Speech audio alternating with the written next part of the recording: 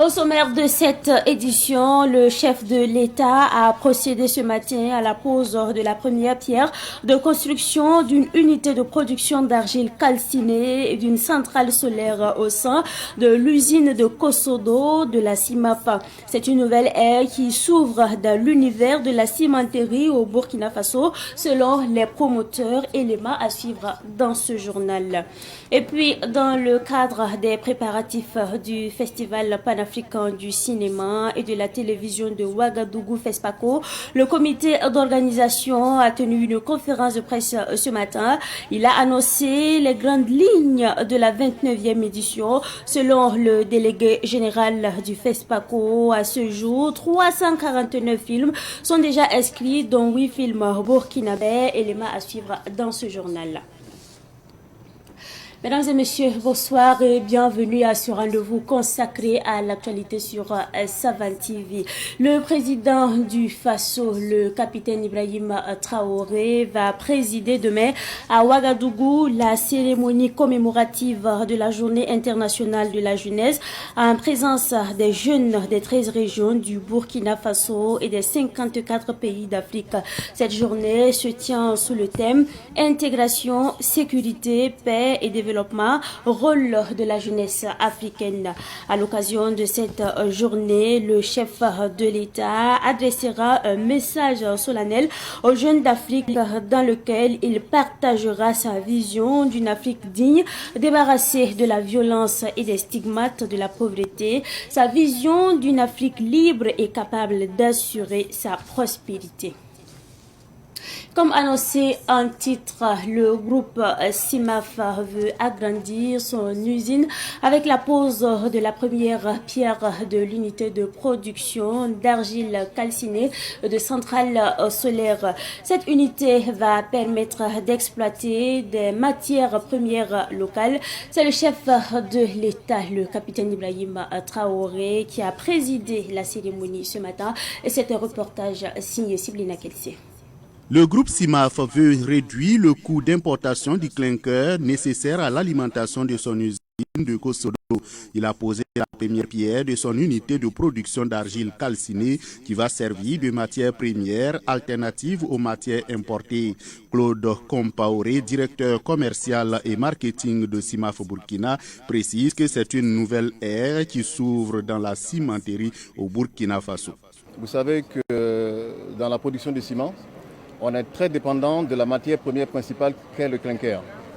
Et le développement de cette nouvelle matière première qui sera faite à partir de matières premières locales vient bien sûr diminuer le poids et améliorer les coûts de production. Voilà. Donc ça se veut également être une technologie propre. Donc c'est un signal fort qui vient encore confirmer notre engagement pour la protection de l'environnement. En plus de l'unité d'argile calcinée, le groupe CIMAF va installer une centrale solaire. Cette centrale solaire va contribuer considérablement à la réduction de l'empreinte du dioxyde de carbone et des émissions de gaz à effet de serre. CIMAF s'engage vers le développement de l'énergie durable et surtout comment on développe aussi dans la mesure des possibilités à promouvoir les matières premières locales.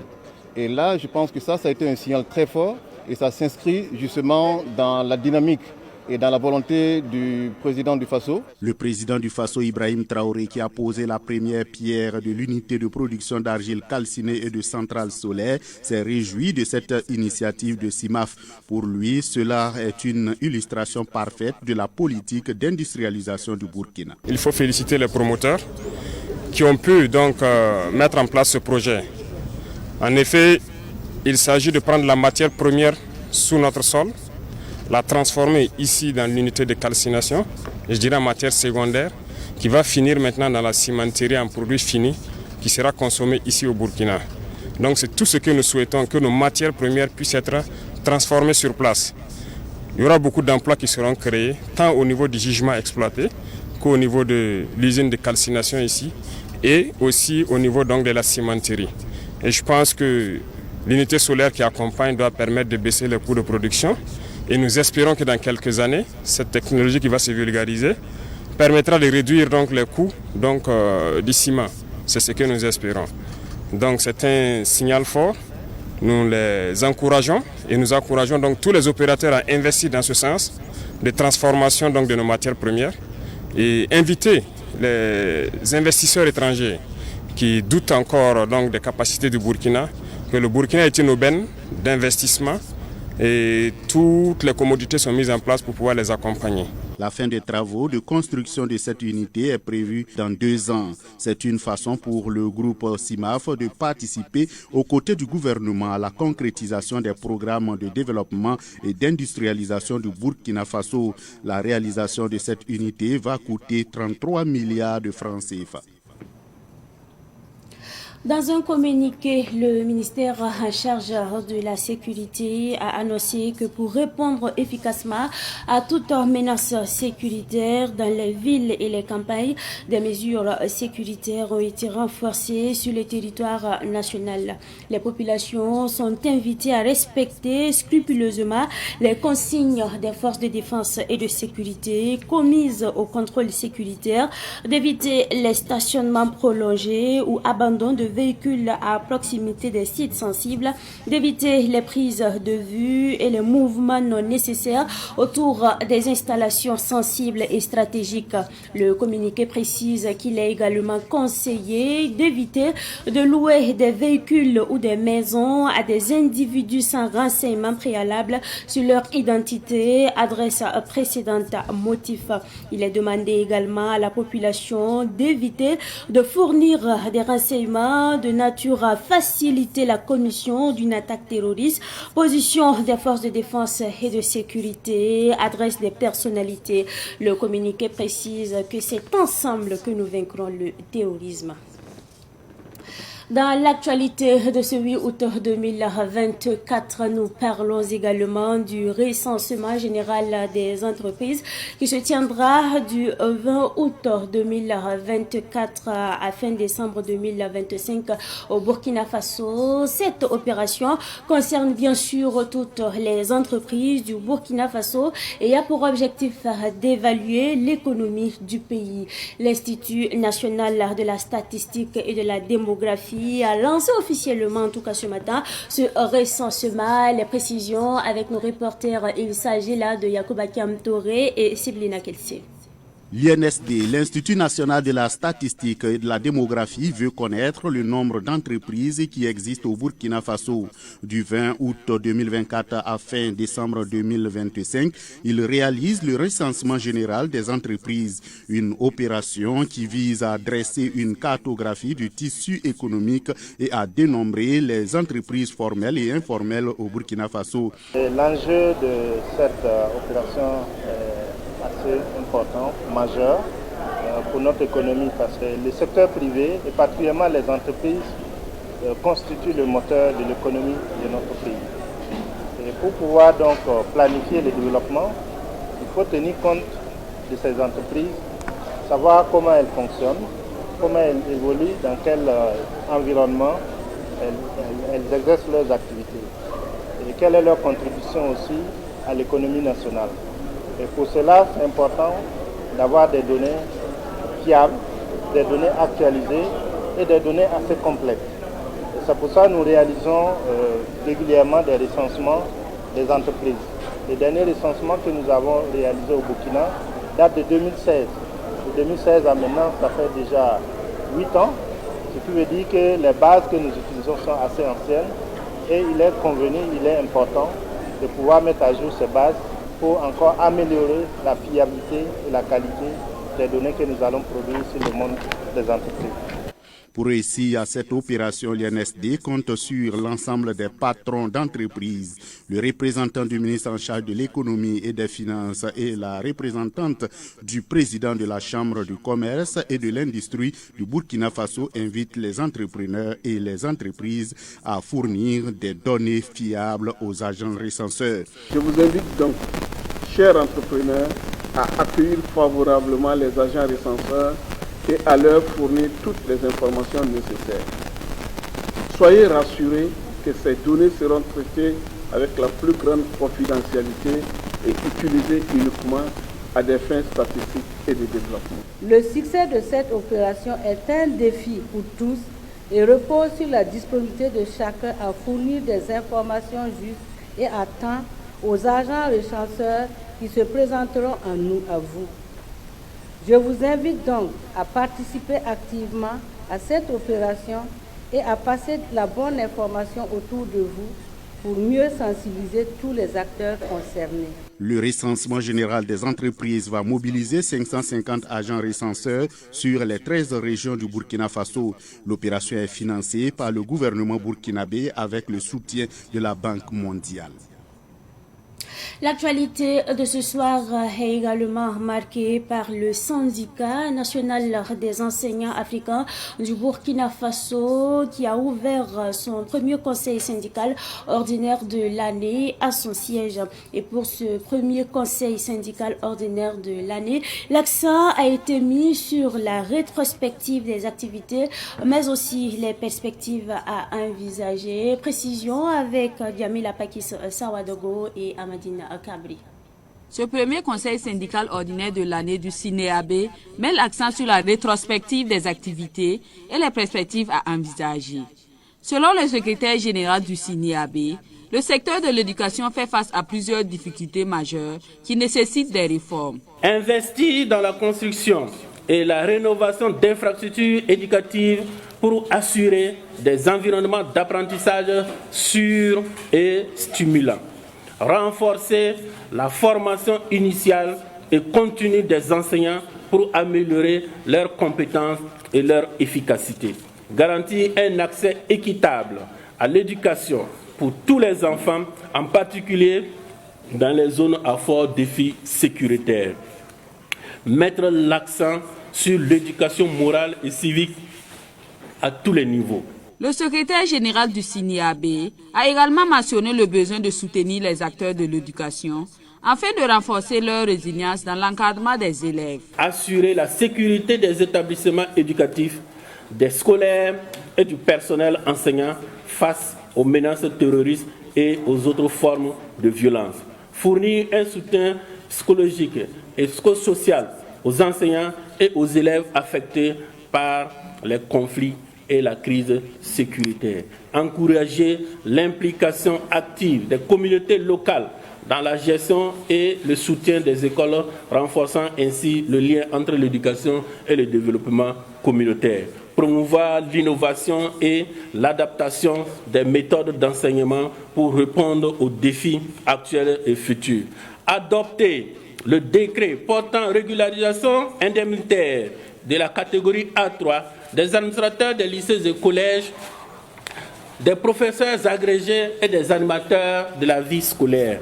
Réorganiser l'encadrement pédagogique et éviter l'entassement actuel des inspecteurs dans les SEB sans moyens pour assurer leurs tâches.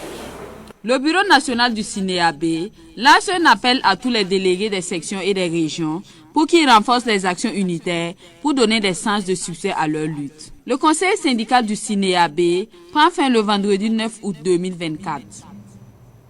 Cette fois-ci, nous déposons nos valises à Bobo-Dioulasso, la capitale économique du Burkina Faso, pour parler des jeunes qui ont été outillés en technique de réparation de téléphones portables. Cette formation de Bobo-Dioulasso est la 11e du genre que l'entreprise Mich Telecom organise. Le lancement a eu lieu hier à la cité universitaire de Bobo-Dioulasso. Les détails avec notre reporter, il s'agit là de Ahmed Joël Compaori. Une quarantaine de jeunes de la ville de Sia prennent part à cette formation en technique de réparation de téléphones portables. Une formation qui a pour objectif de permettre à ces jeunes de s'auto-employer. Nous sommes venus ce matin pour apprendre à ajouter ce qu'on a. Bon, c'est-à-dire la réparation des téléphones portables, c'est quelque chose qui apporte du bien. Voilà, c'est rentable. Donc il faut apprendre à réparer, donc c'est bien. C'est pour ça que nous sommes venus pour apprendre, quoi. Et la première des choses, il a coché, il a donné des conseils. Ce que tu dois faire dans ton télécom, comment recevoir un client, voilà, tout et tout. Donc, bon, en tout cas, il a donné beaucoup de conseils. Cette formation en réparation de téléphones portables est une initiative de Mich Telecom qui a déjà formé des milliers de jeunes à travers le Burkina Faso. Les 4 jours durant, d'abord on va leur montrer la théorie qui est déjà passée, on va leur montrer la pratique, affichage, lumière, circuit de charge, réseau et beaucoup de choses. Et surtout on va rentrer aussi dans le domaine de décodage et flashage pour les apprendre durant les 4 jours là. Il y a beaucoup de choses qu'on va les montrer dedans. Après la formation, on va les accompagner un bonus de 1 mois suivi sur un groupe de WhatsApp pour que tous ceux qui ne connaissent pas n'ont qu'à nous suivre dans le groupe WhatsApp. Cette session de formation à Bobo Dioulasso bénéficie de l'accompagnement de Obaïda Global Tech. On s'est connu il y a longtemps. Je vois qu'il est en train de former les gens apprécient beaucoup. Donc moi j'ai appelé Miss Telecom, j'ai dit bon, à chaque fois vous formez les gens, mais pourquoi pas vous n'êtes pas faire un tour à Bobo, pourquoi pas vous n'êtes pas venir à Bobo ici. Voilà, donc voilà la raison pour laquelle on s'est communiqué, je l'ai fait comprendre que non, j'aimerais qu'il vienne à Bobo ici pour former les gens aussi. Sinon nous sommes à Bobo, moi je vends des accessoires téléphoniques, il y a des gens qui viennent payer les écrans, il y a des gens qui ont besoin à chaque fois, les gens me demandent, bon, ils aimeraient apprendre à réparer. Voilà. Bon, c'est la raison pour laquelle je suis collaboré avec Mich Telecom. Voilà, pour qu'il n'ait qu'à partager la connaissance qu'il a avec mes frères qui sont à Bobo ici. La formation de Mich Telecom en technique de réparation de téléphones portables dure 4 jours. Elle prend fin le 10 août prochain avec la remise d'attestation et de kits de réparation aux 41 apprenants. Après Bobo Dioulasso, retour à Ouagadougou pour parler du FESPACO. Tout se précise sur la 25e édition du FESPACO prévue du 22 février au 1er mars 2025. Les préparatifs sont à 65%. Se réjouit le délégué général du FESPACO, Moussa Alex Sawadogo. 3000 films sont attendus, 349 films sont inscrits, parmi lesquels 8 films burkinabés. Notons que pour cette édition, le Tchad est le pays invité d'honneur. Les responsables du FESPACO ont tenu une conférence de presse ce matin. Retour justement sur cette conférence de presse avec Fatih Sankara. 65%, c'est le taux d'exécution des activités préparatives de la 29e biennale du cinéma africain. À 7 mois du FESPACO, les préparatifs vont bon train. Sur 3000 films attendus, 349 ont été réceptionnés par le Comité international de sélection, dont 8 films burkinabés. Le deadline de l'appel à candidature est fixé au 30 septembre. Pour l'appel à inscription pour les Yenenga Academy, post-production et coproduction, le deadline est fixé au 31 octobre. Les films burkinabés, c'est l'état des films burkinabés. Je crois qu'ils vont arriver. Mais nous sommes quand même satisfaits de ce que nous avons vu. Et ça nous permet déjà de voir les tendances. Le comité de sélection en parlera tout à l'heure aussi, aide d'arracher, de commencer à travailler. Et je demande une fois de plus, pour ceux qui ont déjà les films prêts, n'attendez pas à la dernière minute. Je ne sais pas, ça ne change pas dans la sélection des films. Depuis que nous avons passé en ligne aussi, le comité de sélection travaille d'arrache-pied au fur et à mesure que les films rentrent pour pouvoir visionner. N'attendez pas à la dernière minute. Et le deadline, c'est pour le 30 septembre. On ne va pas bouger, on ne va pas reculer. Que ce soit les Burkinabés, que ce soit les Tunisiens, que ce soit la diaspora. On va rester le 30 septembre. Le président du jury, la 29e édition du FESPACO, le doyen, un de nos barbares du cinéma, que vous connaissez certainement tous, le Man Cissé, grand réalisateur, disons, je ne vais pas dire africain, mais mondial, fiction long métrage du FESPACO. Nous sommes très très contents de l'avoir et aussi de voir aussi le grand masterclass qui va animer. 3 innovations sont introduites à ce 29e FESPACO. Il s'agit du prix du public, de la semaine de la critique et de l'exposition d'identité inspirante. Les cérémonies d'ouverture et de clôture seront assurées par le dramaturge Aïssi Tanagda avec son spectacle Willy. Le Tchad, pays invité d'honneur, se réjouit à travers le secrétaire général du ministère en charge de la culture. Souleymane Abdoulaye Babalé affirme que le Tchad va rayonner à travers sa diversité culturelle au FESPACO. D'abord, nous sommes très contents et très fiers d'être désignés pays invité d'honneur. marque l'histoire et la communion entre nos deux peuples, la reconnaissance des autorités burkinabées vis-à-vis du peuple tchadien. Et nous sommes fiers d'être à côté du pays organisateur qui est le Burkina Faso pour pouvoir organiser la plus belle édition. En ce qui concerne les tickets d'accès aux salles de ciné, un travail est en cours pour des achats en ligne.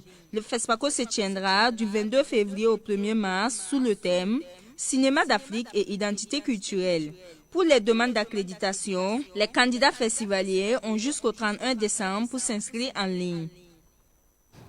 Toujours sur le FESPACO, notons que c'est la 29e édition qui se tiendra du 22 février au 1er mars prochain. Alors, la musique est également au menu de l'actualité de ce soir. Après une absence de 5 ans sur la scène musicale, Robo le Messi signe son retour avec une œuvre de 8 titres. L'artiste musicien et son staff étaient face à la presse le week-end dernier à Bobo du Lasso. Les précisions avec Nonga Sida Thomasondo de Savan Media West.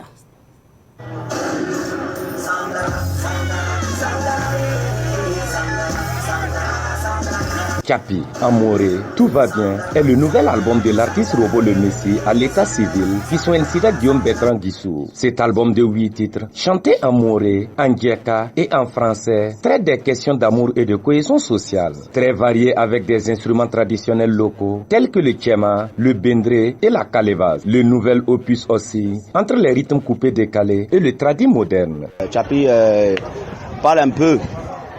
Comme d'abord, le mot même le dit, Chapi, ça veut dire cool. Voilà, ça veut dire tout va bien. Chapi parle un peu de l'amour, un peu de la déception amoureuse, et de l'union. Actuellement, nous tous, on sait c'est qu'on traverse la situation qui sévit actuellement au Burkina Faso. Parce qu'il y a un titre là-bas qui parle du coup de poing de Thomas Sankara, qui veut juste amener les Burkinabés à rester unis, à rester ensemble, dans le même esprit, pour éviter cette adversité qui mine depuis un certain moment dans notre pays. Les instruments utilisés, vous allez voir du tchama, chez les Moussi on dit tchama. Voilà, et il y a le bendere, il y a le roudga, il y a la kalebas. La nouvelle production présentée à la presse qui a connu la participation des icônes de la musique burkinabé, Sisbi et les frères Badea. Le coupé des gars en quelque sorte, c'est une musique urbaine. Voilà, où tu te sens, tu te laisses aller. Moi, j'ai commencé par le coupé des galets parce que je suis un danseur, mais certes, je suis revenu dans ma tradition parce que c'est mon terroir. Voilà, parce qu'un homme doit avoir une origine. C'est mon originalité que j'ai essayé de déballer un peu dans cet album, Chapi. Dans cet album, vous allez voir des featuring. J'ai fait 2 featuring. Une collaboration avec le doyen Sisbi et puis l'autre avec les frères Badea. Le titre Tunkalon, c'est avec Sisbi et l'autre Tilé avec les frères Badea. Pour les mélomanes, moi je vais leur demander d'abord de consommer burkinabé. Parce que, le disait le père Thomas Sankara, l'enfant intelligent achète les galettes de sa mère. Et moi j'aimerais que nos mélomanes acceptent nos artistes, pas moi seul. Il y a de nombreux talents qui s'endorment sans soutien. Chapi vient 5 ans après Inch'Allah, son premier album de 6 titres qui lui avait permis de hisser à la marche la plus prestigieuse, Bobo Lolo d'Or, une cérémonie de distinction des meilleurs artistes de la région des Hauts-Bassins. Tantôt célébrée, tantôt décriée, l'amitié reste pourtant la sève nourricière qui agrémente le quotidien des hommes. Une vie sans amitié est une nourriture sans saveur. Alors au nom de l'amitié, tolérons l'amitié. C'est tout pour cette édition du soir que j'ai pris d'ailleurs du plaisir à vous présenter. Merci à vous pour votre constante fidélité. Excellente suite de programmes accompagnés bien sûr des programmes de Savan TV.